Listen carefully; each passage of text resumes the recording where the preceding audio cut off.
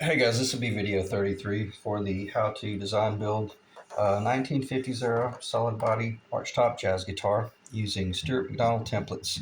And this will be the next to the last video that I do.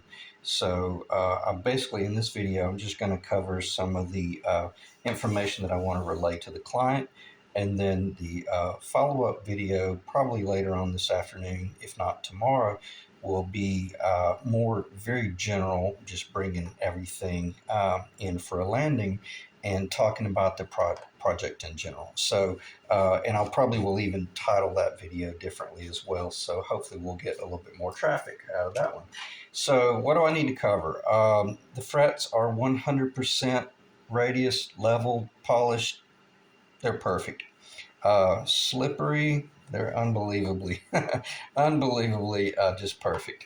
So everything spent about probably I'd say about 6 hours doing all of the final shaping, blending, caressing, and all that jazz, bringing everything together. Side dots, tortilloid, they are red. They don't look like it, but once you put a little bit of clear coat on them, they do turn red. They're kind of a reddish, well, they're tortilloid, reddish brown color, really beautiful, and they just glow. They almost look like little rubies, like jewelry. Anyway, this is going to be a very short video because I just kind of want to do a flyby and talk about the finished project, because it is pretty much 100% finished except for I did a little bit of touch up on the binding right there, and I'm letting that dry. I did that last night, so with an epoxy. So for the most part, it's ready to ship and find its way home to its rightful owner. What did I do? I'll cover the back in a little while. Let me look at my list and I'll basically make certain that I just knock this out. I tell you what, let me do this very quickly. Let me weigh it because it did drop a little bit. There's a little gnat. Sorry, there's a little gnat in here. All right, let me check, make sure that's in the camera. Should be good. 2 minutes and 29 seconds. Looks like we're rolling. It dropped a little bit because I did a little bit more machine work. I opened up that three-way cavity ever so slightly. It dropped to 6.568 pounds, 2,979 grams. Okay, so we have a 6.568 pound guitar husk. It does have the nut. The nut is taped on it. It's not glued in. It's just taped in because I want to show the I'll go ahead and show it in case I forget. I have it taped there in order to show that I've hit the 1 and 23/32 width spot on. So it's a finished guitar. All right, let me turn this off, get this out of the way.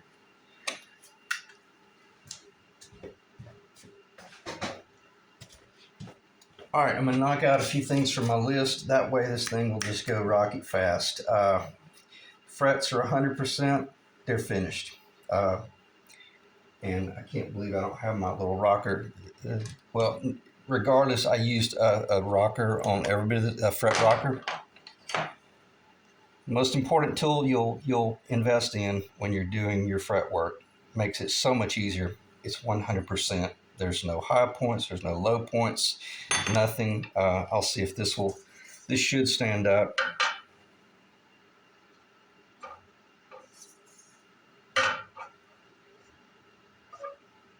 I did a little while ago. Yeah. What you're looking for at this point, I'll digress briefly. I've already covered this.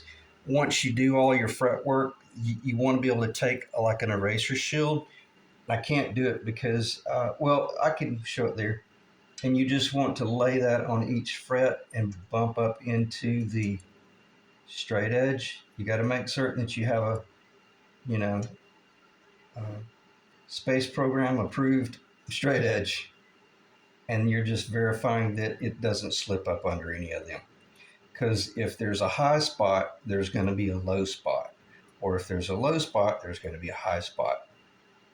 That's amazing that that slid a quarter of an inch and it didn't come off. So anyway, it's perfect. It's ready to string up basically and play. And here's what's so cool about this. Uh, this is all laid out and perfectly rocking and rolling, and there's no tension on the truss rod. So, in other words, in order to achieve that finished neck, I didn't have to crank it up a quarter of a turn or a turn and a half, positive or negative, and then do all the fret work. Now you see the critical importance of spending 2 weeks building the fretboard on a jig that is perfect and almost finished on the jig, so that once you do glue it onto your lower, if you use Titebond or if you use an epoxy, the time you spent on the front end will be so much appreciated on the back end, because you're not having to fight anything, or you're not having to explain to your client, if you have that neck shape, make certain that it's cranked over a turn and a half. And there's a major player out there that builds these guitars on the side, and they were talking about how they even send some sort of jig that when you glue it all together, that it's in some sort of pre-bent uh, or arc. That's absurd. And anyway, neither here nor there. That's why I've mentioned, I guarantee you the guitars that we built here is probably gonna hang with any of the big boys, and will probably eat a lot of the showroom guitars alive. All right, so there's no tension there, and she's perfectly true. And we built this neck in component form and let the pieces acclimate, so that when they did glue together, they never moved. So I say that to say this. With the proper priming, painting, sealing, staining, clear coat, whatever it is you do, this is a guitar you can tour the world with. Any climate, pick your climate, you can take it there. All right, and that's the difference between building a multi-$1,000 guitar and per jazz guitar standards, and just your discount guitar. And we know Keith Richards changed the world with a $300 guitar, if not a $500 guitar, so it's not really critical. But nonetheless, let me stop rambling because I'm truly rambling at this point. Let's do a flyby. I'll tell you what. Let me read my notes. Frets are 100%. Bigsby is 100%. I spent about another 2 hours with the Bigsby, lining everything out, and I'll cover this in the next video, because I'm going to do a video and show you how to install a B7 Bigsby and use the little red alignment strings. So I don't want to waste time in this video talking about that. But the Bigsby is 100%. And the groovy cool thing about the Bigsby, I did my initial install just off the center line of the body, which was the center line of the neck, which was where the template put the two bridge studs, and that's before I even used the red string. And I thought, this morning I'll double check it just to make certain that I'm not, that I put my ego on the back burner and didn't have to move anything. So if you build your guitar per these templates, it's going to be perfectly aligned. And that's why I mentioned, don't try to start introducing some sort of idea that you think might be better, or if there is some sort of issue, just let the thing overhang and deal with that crap later on. Don't start moving things around, because if you do, it will start affecting everything. So even from the standpoint of the tail location back here, when I put the Bigsby hinge on there, I always take a pencil line and draw it off that center line. It was so much so that it is perfect that the actual strap button hit perfectly on the center line of the body. This guitar is 100% perfectly centered. There's just no issue. And was it me? No, it was the template. It really was. It was because those two original points were defined by the template. All right, and let me check the time, make sure I'm not getting up into uncharted territory. All right, 9 minutes, 43 seconds. Got the little ground wire in there in case I forget that. I'll talk about that later, Ethan, because I know I've mentioned that. I'll provide that for you. Bigsby is 100%. Talked about that. Bridge is 100%. And you'll see that in the next video, because the next video, the Bigsby will be installed, the bridge will be temporarily installed, and it will have the red alignment strings, and you'll see that everything is just perfect down the trapezoidal path. Okay, bridge note. Uh, when you purchase your bridge, Ethan or whomever you guys are out there that are building this guitar, uh, the Bigsby roller ended up being 2 1/16 of an inch center. Now it is behind the bridge ever so slightly, but I say that to say this: make certain that when you go with your bridge, if you go with a roller bridge, like roller saddles, make certain that they're not 1 15/16. Make certain that they are at least on a 2 inch minimum center. Okay, center of the high side, high center of the low E. Uh, you could go up if you cut your own bridge, like a nylon bridge, or you order a bridge that's pre-cut. I think that one's 2 inches. The Cluson, which is nylon per the ABR one specs. Just proceed with caution. Don't let the centering go below 2 inches, because this is a damn wide neck. I mean, it is this. It's big. It's a big neck, and you don't want that trapezoidal path to get too narrow, and you also want it to be perfectly aligned with your Bigsby, which it is. And I say that to say this: if you want, you could even bump your bridge saddle low E to the high E center up to almost 2 1/16 of an inch, but don't go beyond that. Strap buttons are set up as for typical Shaler. We'll need to add a 1/8 inch spacer at the Bigsby tail. I'll talk about that in the next video. But the Bigsby hinge is so thick that when you come in with your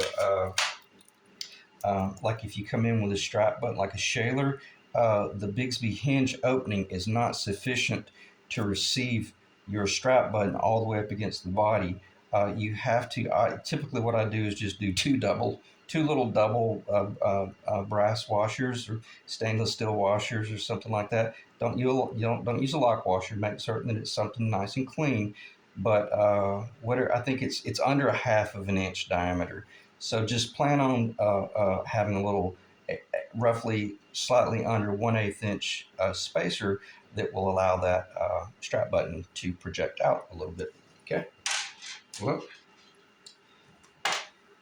otherwise you won't be able to get the Shaler strap lock on, or even a traditional strap lock for that matter. Strap buttons set up, things that will destroy your job.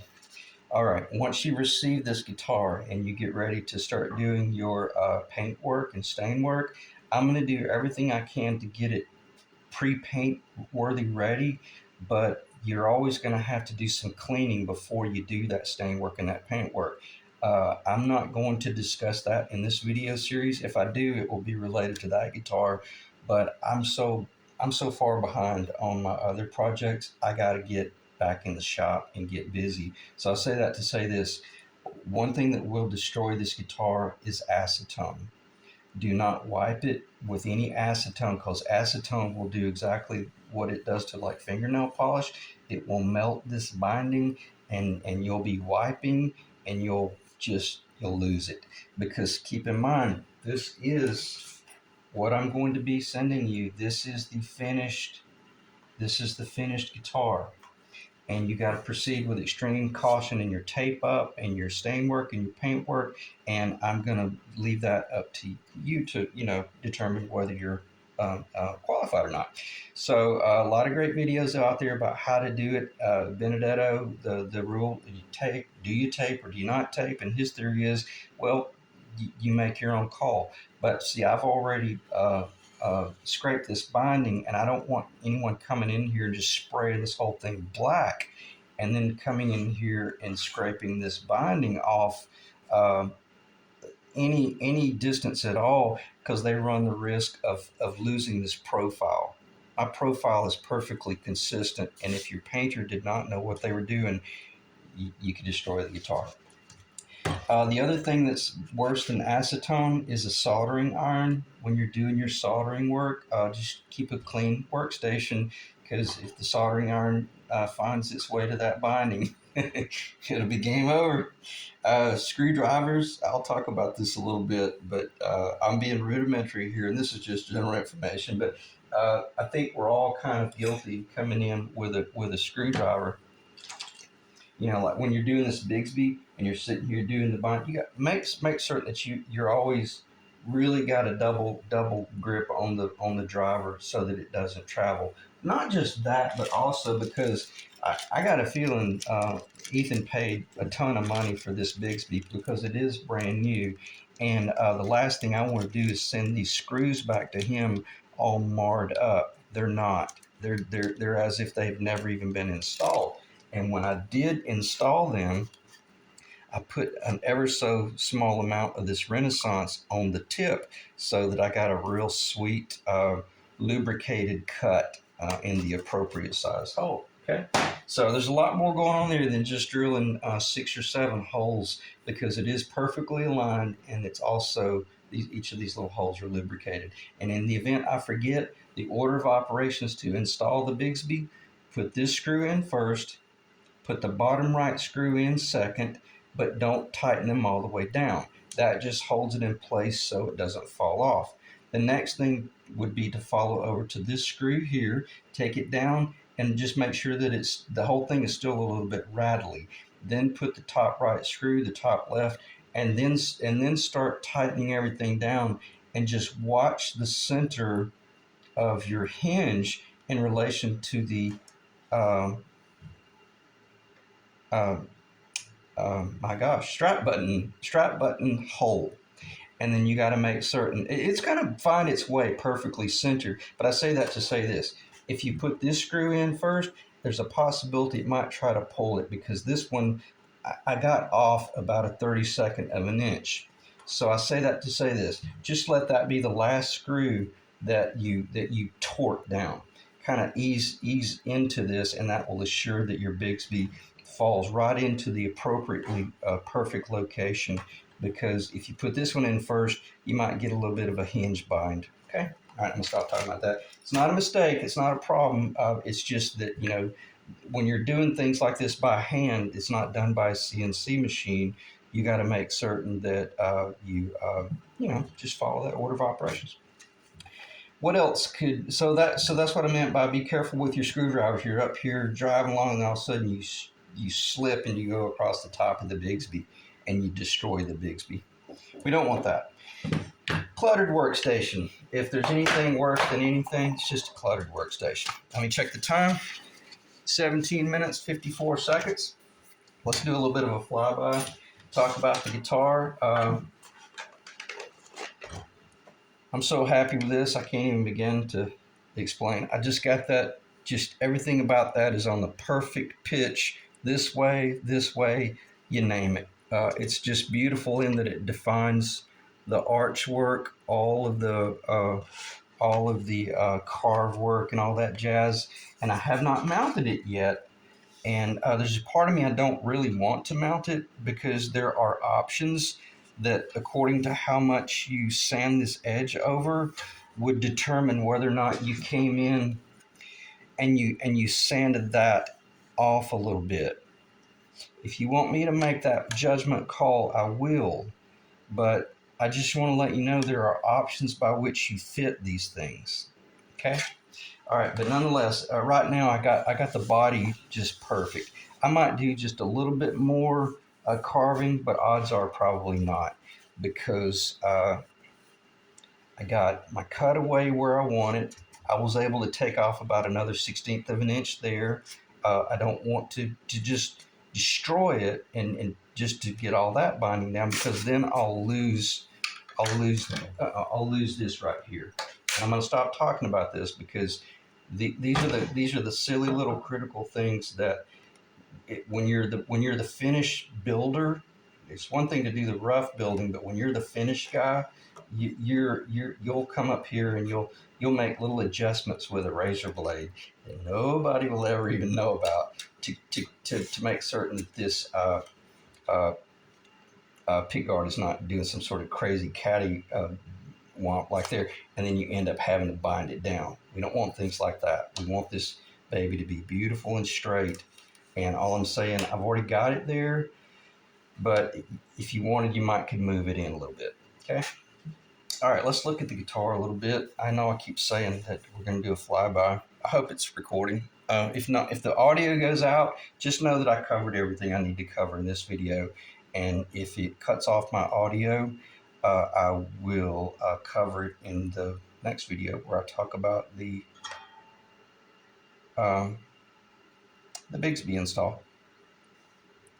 It does have one coat. You can see where it's still wet right there. It has just I did one very thin treatment of lemon oil. And I know I had mentioned this fretboard is like a 8 out of 10, 9 out of 10. Um, it's a strong 9 out of 10. I don't see anything.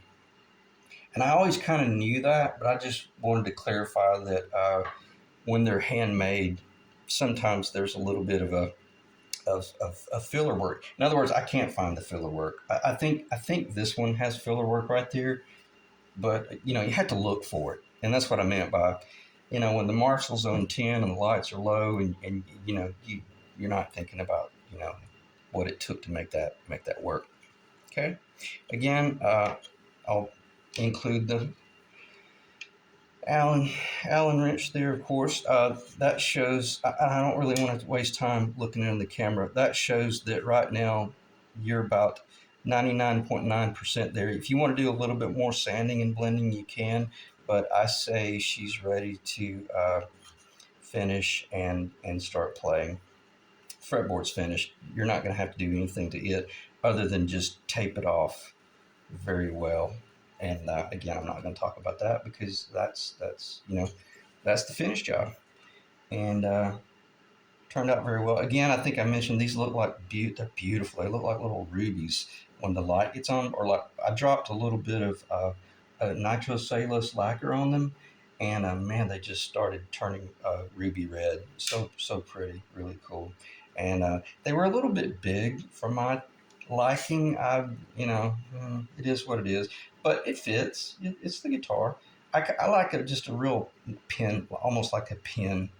But then again, I say that to say this, from a player standpoint, these are going to be incredible because, man, you'll be able to really see them without any issue at all.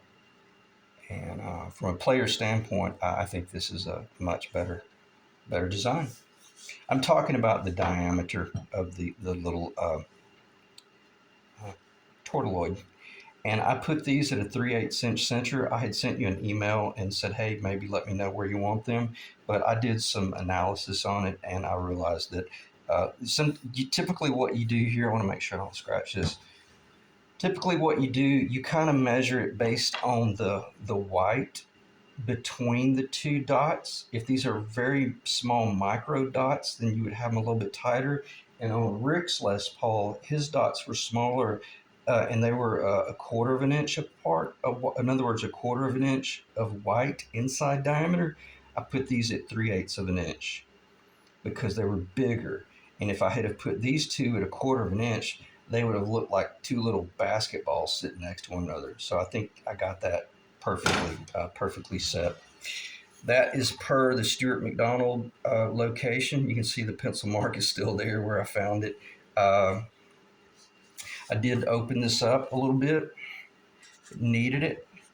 Took off a 1/16 of an inch off the diameter. Much more room for your wiring, because you have to keep in mind you're going to have 3, 4, 5.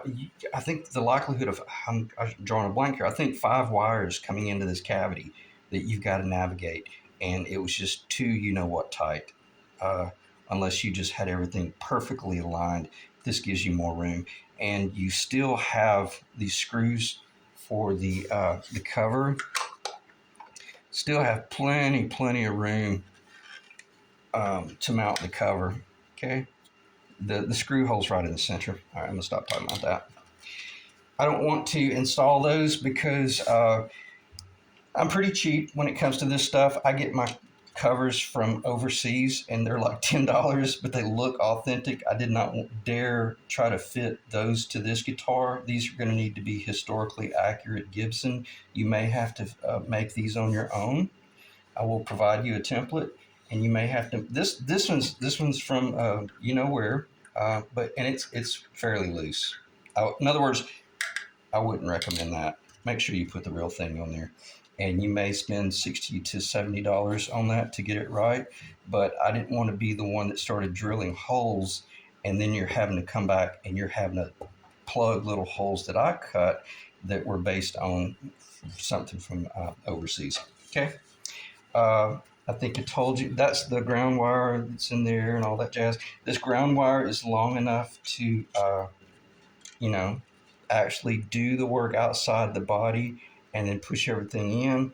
Or if you want, you could ground it in here on any of the potentiometers. Okay. 2 more coats of nitrocellulose lacquer. I'm going to check the time. 25 minutes. I hope the thing is recording my audio. I need to stop being so long-winded. Nonetheless, it looks great. I'm going to end the video. And I'll talk about anything that I missed in the next video when I'm talking about the Bixby. All right. And again, it's finished. I have not installed the pickups, and there's a part of me that I don't want to, and I'll explain that in the next video. All right. So let me end the video there, and hopefully that'll hold and it'll look nice. And I'll catch you guys in the next video. Thanks.